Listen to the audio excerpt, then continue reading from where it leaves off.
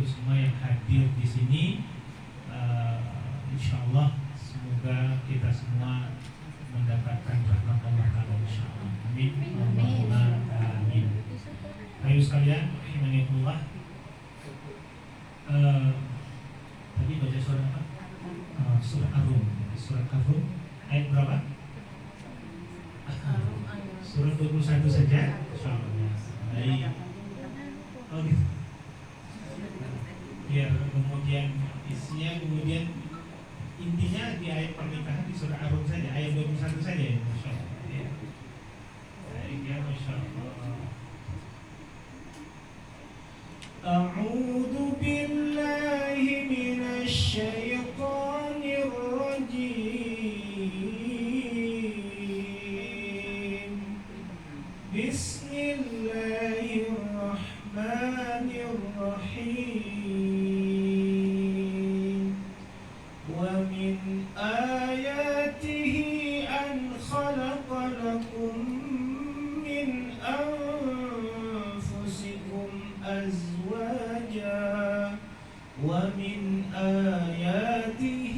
أن خلق لكم من أنفسكم أزواجا لتسكنوا إليها وجعلنا بينكم مودة ورحمة لتسكنوا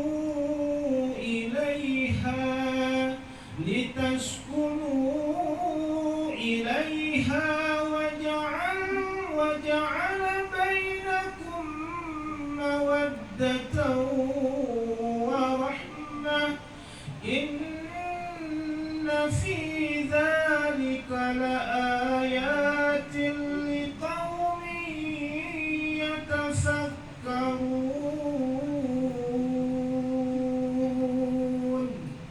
اللهم ارحمنا بالقرآن. صدق الله وصدق Rasul sallallahu alaihi wasallam. Allah Subhanahu wa taala berfirman, dan di antara tanda kebesaran Allah ialah bahwa Dia menciptakan pasangan-pasangan untukmu dari jenismu sendiri agar kamu merasakan ketentraman di dalamnya. Dia menjadikan di antara kamu rasa cinta dan kasih sayang. Sebenarnya pada yang demikian itu benar-benar terdapat tanda-tanda kebesaran bagi orang-orang yang mau berfikir. Masya Allah ya, Maha benar Allah dengan segala firman-Nya. Masya Allah.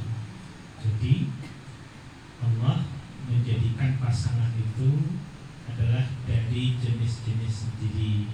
Artinya sesama manusia ya sama manusia. Jadi nggak boleh ada orang kok nikah sama selain manusia, itu agak aneh gitu. Karena juga ada orang yang nikah dengan jin gitu ya, ada nikah dengan tidak, itu gak baik. Atau menikah dengan yang bukan yang artinya yang bukan sepatutnya. Misalkan ada kasus misalkan LGBT gitu ya, atau laki-laki kok nikahnya sama laki-laki, perempuan kok sama perempuan, itu agak aneh gitu ya. Baik, Bapak Ibu sekalian, rahimani wa rahimakumullah. Pada sore hari ini kita coba ingin sama-sama ya memberikan satu wejangan sehat, terutama untuk Mas Nino ya, calon pengantin ini, insya Allah. Sudah siap Mas Nino? Siap ya? Yes, insya Allah ya. Dan kemudian juga kemudian sebagai mengingat untuk diri kita sama-sama. Karena nasihat pernikahan itu ternyata bukan hanya untuk orang yang mau menikah saja. Terkadang orang yang sudah menikah itu juga perlu diingat-ingatkan, gitu ya. Terutama para istri dan suami, gitu ya. Masya Allah. Kayaknya kalau perbandingan laki-laki kita kalah nih Pak. Masya Allah ya. Jadi harus hati-hati sama ibu-ibu, apalagi ada emak-emak garis keras gitu ya. Baik, Bapak Ibu sekalian, rahimani wa rahimakumullahu jami'an. Masya Allah, pernikahan ini adalah sesuatu eh,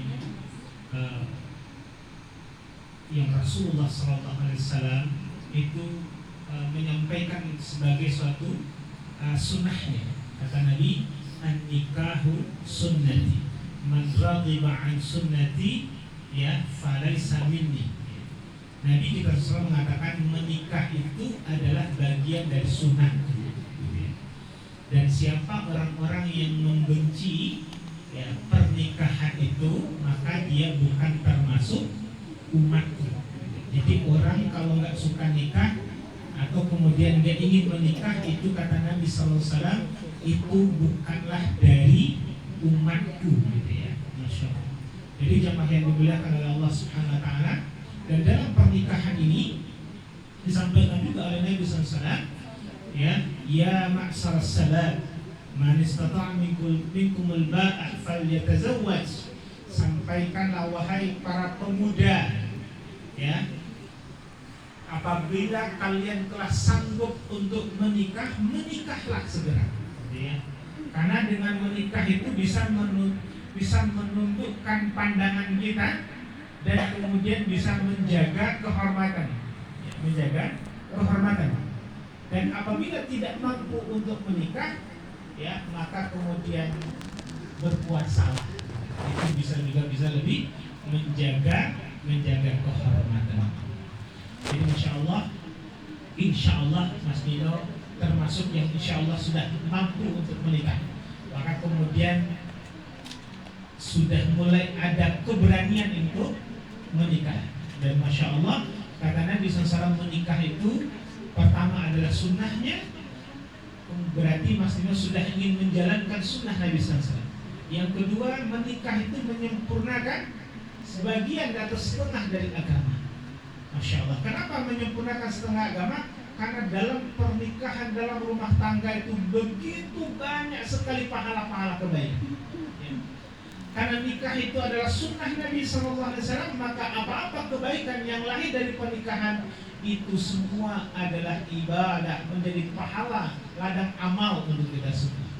Senyumnya istri kepada suami itu nilai ibadah, ya. Bahkan disampaikan seorang istri, apabila suami istri apabila tidur di malam hari, lalu kemudian sambil memegang tangan suaminya atau suami istri saling berpegang tangan, itu sebagai penggugur dari dosa-dosanya, gitu ya. Bahkan kemudian dikatakan Masya Allah, ya, dengan menikah itu seorang istri memasak untuk suaminya, itu juga nilai ibadah insya Allah Ta'ala. Seorang suami menafkahi anak dan istrinya, itu pun juga dinilai seperti sedekah di sisi Allah Subhanahu wa Ta'ala.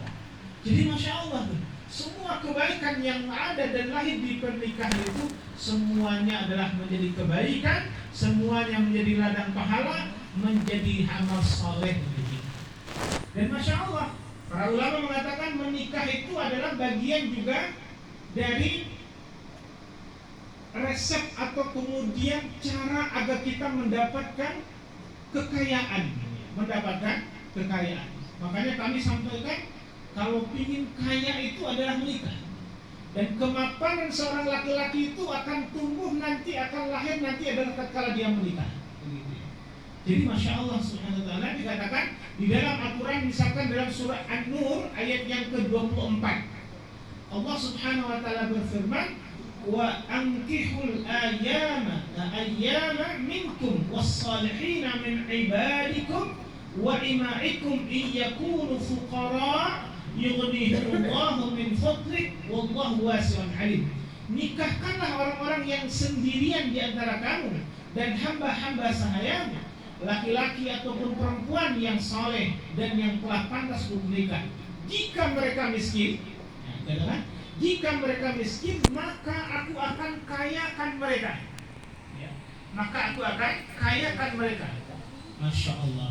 Dan kemudian Allah akan berikan karunia yang luas kepada orang-orang yang menikah itu. Jadi Masya Allah, jangan takut, jangan khawatir, ya. Orang kalau sudah menikah itu Allah Subhanahu wa taala kalau dikatakan adalah kalau dia nggak mampu, kalau dia miskin, Allah akan kayakan dia. Allah akan tolong dia. Allah akan bantu dia. Bahkan Nabi pernah mengatakan, salasa haqqan 'ala Allah aunuhum. Ada 3 golongan manusia yang pasti ditolong oleh Allah. Ya, yang pasti ditolong oleh Allah. Siapa 3 golongan itu? Pertama, orang yang berjihad di jalan Allah. Yang kedua adalah orang yang berhutang tapi niat ingin melunasi. Dan yang ketiga adalah orang yang menikah dengan niat untuk menjaga kehormatan dan mencari ridha Allah saja. Jadi Mas Dino, tatkala menikah itu niatnya karena Allah, ikhlas karena Allah, mencari ridha Allah, menjaga kehormatan, niat yang seperti itu, apa kata Allah? Dikatakan orang yang seperti pasti akan kutolong. Jadi orang yang menikah niatnya karena Allah, maka dikatakan haqqan 'ala Allah auhum, wajib bagi Allah menolong orang ini.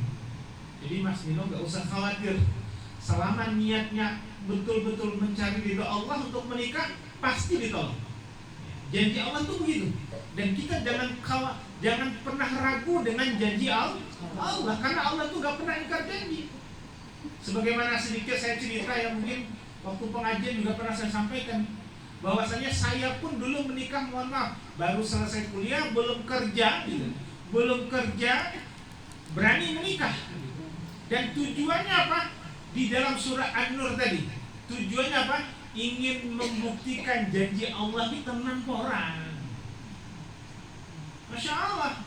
Tatkala kemudian ingin membuktikan janji Allah, dan kemudian kita itu, Bapak Ibu Sayyidullah, akan tahu janji Allah itu benar atau tidak benar setelah kita melaksanakan apa yang jadi perintahnya. Begitu banyak janji-janji Allah. Misalkan, siapa orang-orang yang kemudian bersyukur akan aku tambah nikmat, maka bersyukurlah, kita baru tahu nanti Allah akan tambah. Ya, siapa yang bersedekah akan aku ganti 700% gantinya. Ya bersedekahlah kalau ingin tahu janji Allah itu benar atau tidak. Begitu juga orang yang menikah, apabila dia nggak mampu, apabila dia miskin, akan aku kayakan, kata Allah. Asalkan betul-betul niatnya mencari ridha Allah saja, pasti ditolong oleh Allah Ta'ala, dan pasti akan dimampukan oleh Allah SWT. Ya, itu pasti itu. Selama kita tetap ada ikhtiar, ada usaha, pasti Allah akan mampukan. Ya, kalaupun kita usaha, kalaupun kita ikhtiar, kalaupun nggak sampai kaya, minimal itu Allah akan cukupkan. Karena wa innahu huwa aghna wa afna, karena sesungguhnya Allah lah yang mengkayakan dan Allah pula yang mencukupkan. Makanya orang-orang yang beriman paham bahwasanya kalau kita sudah usaha, ikhtiar maksimal, kalau nggak sampai kaya minimal cukup. Minimal apa? Dicukupkan oleh Allah Subhanahu wa Ta'ala. Toh biaya hidup itu sebenarnya kan murah ya. Yang mahal itu kan gaya hidup, gitu ya. Biaya hidup itu makan, minum kan nggak seberapa, gitu ya. Maka kemudian kalau kita memperturutkan gaya hidup, tidak akan ada habisnya. Apalagi kemudian kita dalam urusan dunia dan harta melihat orang